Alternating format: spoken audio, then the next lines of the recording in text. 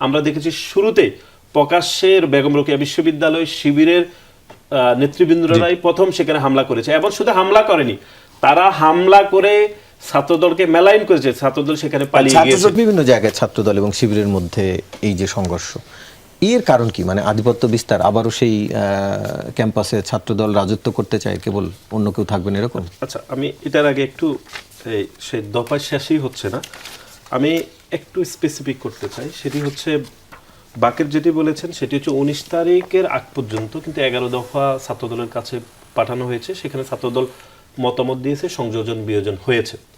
সমস্যাটি ঘটেছে 19 তারিখ যখন ইন্টারনেট প্রথমবারের মতো শাটডাউন করে দেওয়া হয়েছে, সেই দিনই কিন্তু 9 দফা আমাদের কাছে পাঠানো হয়েছিল, কিন্তু এই যে বললাম ইন্টারনেটের কারণে সেটি আমরা দেরিতে পেয়েছিলাম এবং সেদিনই প্রতারণাপূর্ণ কাজটি হয়েছে। এখানে ওবামা আছে, বাকেরও আছেন। আমি আবার বলছি, 11 দফার মধ্যে কোথাও দলীয় ছাত্র রাজনীতি বন্ধ করার কথা ছিল না, সেখানে বাকের স্পেসিফিক করেছেন। কিন্তু আপনি খেয়াল করে দেখবেন, এটাকে যখন আর একটু ছোট করা হলো, হুট করে সেটি 7ম দফাতে দলীয় ছাত্র রাজনীতি বন্ধ করার দফা অ্যাড করা হয়েছে। পরবর্তী সময়ে আমরা শুনেছি এটি শিবির করেছে, শিবিরের মাধ্যমে এটি ঘটেছে এবং আমরা 19 তারিখ রাতেই এটির বিরোধিতা করেছিলাম যখন ইন্টারনেট মোটামুটি আমরা অ্যাক্সেস পেয়েছিলাম। এবং 20 তারিখে তো আমরা দেখলাম এটি পত্রিকাতেও ছাপা হয়েছে এবং 20 তারিখ তো আমরা সারাদিন এটা নিয়ে আমরা কাদের সাথে কাজ করেছি। সুতরাং এই যে দলীয় ছাত্র রাজনীতি বন্ধ করতে হবে, এটি 19 তারিখ শিবির যুক্ত করেছে এবং এই গণ অভ্যুত্থান সফল হওয়ার পরে দুঃখজনকভাবে এই একটি দফা নিয়ে সব থেকে বেশি রাজনীতি করেছে শিবির এবং সবচেয়ে বেশি ফায়দা তুলেছে শিবির। এখানে ওবামা আছে, ওর প্রতি আমাদের রাগ অভিমান আছে একটা বিষয়, সেটি হচ্ছে ঢাকা বিশ্ববিদ্যালয় ছাত্রদল যখন কমিটি প্রকাশ করেছে, এখানে বাকেরও আমাদের বিরুদ্ধে আন্দোলন করেছে, উমামাও দুঃখজনকভাবে আন্দোলন করেছে। কিন্তু উমামা যদি সেদিন জানতো যে প্রত্যেকটি হলে ছাত্র শিবিরের ছোট ছোট কমিটি আছে আগে থেকে গোপনীয়, তাহলে উমামা সেদিন আমাদের বিরুদ্ধে আন্দোলন করতো না।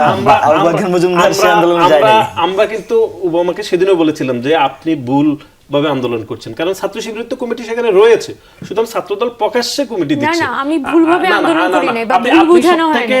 বেশি আন্দোলনের নেতৃত্ব দিয়েছিলেন, কিন্তু সেদিন যদি একটু স্পেসিফিক হতো যে ছাত্র শিবিরের ছোট ছোট কমিটি অলরেডি সেখানে রয়েছে, সো ছাত্রদল প্রকাশ্যে কমিটি দিলে সমস্যা কি?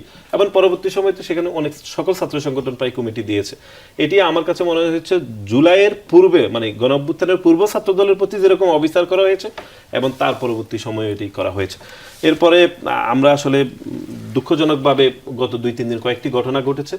শুরুতে রংপুর বিশ্ববিদ্যালয়ে যে অনাকাঙ্ক্ষিত ঘটনা ঘটেছে, এটি আমি মনে করি শিবিরের এই পলিসি থেকে অন্তত এখান থেকে বের হওয়া উচিত ছিল। সেটি হচ্ছে, আপনি জানেন যুদ্ধ অপরাধীদের দায়ে অনেকের ফাঁসি হয়েছে, সেটি বিষয়ে বিভিন্ন ওনাদের বক্তব্য বা অন্য কারো বক্তব্য ভিন্ন থাকতে পারে, কিন্তু সেখানে আমাদের দেশনেত্রী বেগম খালেদা জিয়ার একটি পোস্টার ওইখানে সংযুক্ত করা হয়েছিল। ছাত্রদলের পক্ষ থেকে ওনাদেরকে অনুরোধ করা হয়েছিল যে ওনাদের ছবির পাশে দেশনেত্রী বেগম খালেদার ছবি যেন না থাকা হয়। এই যে অনুরোধ করা, এই যে একটা অনাকাঙ্ক্ষিত পরিস্থিতি তৈরি হয়েছে সেখানে, এবং আপনি খেয়াল করে দেখবেন এই জুলাই আগস্টের পরবর্তী সময়ে শিবির যে প্রতিটি ক্যাম্পাসে এই যে এতদিন ধরে যে তারা বলে আসতো যে ছাত্রদল বা অন্য ছাত্র সংগঠন এরকম রাজনীতি করে, আমরা দেখেছি শুরুতে প্রকাশ্যের বেগম রোকেয়া বিশ্ববিদ্যালয় শিবিরের নেতৃবৃন্দরাই প্রথম সেখানে হামলা করেছে এবং শুধু হামলা করেনি, তারা হামলা করে ছাত্রদলকে মেলাইন করেছে, ছাত্রদল সেখানে পালিয়ে গিয়েছে। আমি বলছি, এবং আপনি জানেন শুধু ছাত্র শিবির না, জামাত ইসলামের যিনি ঢাকা 17তে আমাদের মাননীয় প্রধানমন্ত্রীর বিপক্ষে নির্বাচন করেছে, তিনি এটাকে উচ্ছ্বাস প্রকাশ করেছেন। আলিয়া মাদ্রাসায় জগন্নাথ বিশ্ববিদ্যালয়, দেখুন জগন্নাথ বিশ্ববিদ্যালয় সেখানে পূর্ব নির্ধারিত জুলাইয়ের একটি প্রোগ্রাম চলছিল, বিশ্ববিদ্যালয় সেটি অর্গানাইজ করছিল, সেখানে ছাত্রদল ছাত্র শিবির সবাই ছিল। সেখানে পরিকল্পিতভাবে একটি মব করা হয়েছে। বিশ্ববিদ্যালয় উন্নয়ন কাজ কিভাবে করবে না করবে এটি বিশ্ববিদ্যালয়ের এখতিয়ার, এটি কোনো ছাত্র সংগঠন ঠিক করে দিতে পারে না, করতে পারে, কিন্তু ছাত্রদল ঠিক করে দিতে পারে না, ছাত্র শিবির করতে পারে না। আমরা একবারের জন্য বলিনি কাজটি সেনাবাহিনীকে দেওয়া যাবে না, এটি ছাত্রদলের পক্ষ থেকে এটা মিসকোট করা হয়েছে। ছাত্রদল কিভাবে চালাবে, বিশ্ববিদ্যালয়ের উন্নয়ন কাজ কিভাবে করবে এটি বিশ্ববিদ্যালয়ের নিজস্ব এখতিয়ার, এটা ছাত্রদল কিভাবে এটি এভাবে বলা হয়নি। বিশ্ববিদ্যালয় নিজেই সিদ্ধান্ত নেবে বিশ্ববিদ্যালয়ের কাজ বিশ্ববিদ্যালয় কাকে দিয়ে করাবে, তারা কি সিভিল দিয়ে করাবে না নন সিভিলিয়ান দিয়ে করাবে, কিন্তু সেখানে একটি মব তাদেরকে বাধা দিতে হবে কোনো দেয়া হয়নি। যেহেতু পূর্বের দিন বেগম রোকেয়া বিশ্ববিদ্যালয়ে এরকম একটি অনাকাঙ্ক্ষিত ঘটনা ঘটেছে, সেখানে ছাত্রদলের উপর হামলা করা হয়েছে এবং সারা রাত ধরে শিবির এবং জামাত ইসলামের শীর্ষ নেতারা প্রোপাগান্ডা করেছে, মেলাইন করা হয়েছে, পরিস্থিতি জটিল করেছে, যে ছাত্রদল সেখান থেকে পালিয়ে গিয়েছে। সুতরাং আমি মনে করি জগন্নাথ বিশ্ববিদ্যালয়ে যে পূর্বপরিকল্পিত মব করা হয়েছে, মব থেকে এই ধরনের দুঃখজনক ঘটনা ঘটেছে।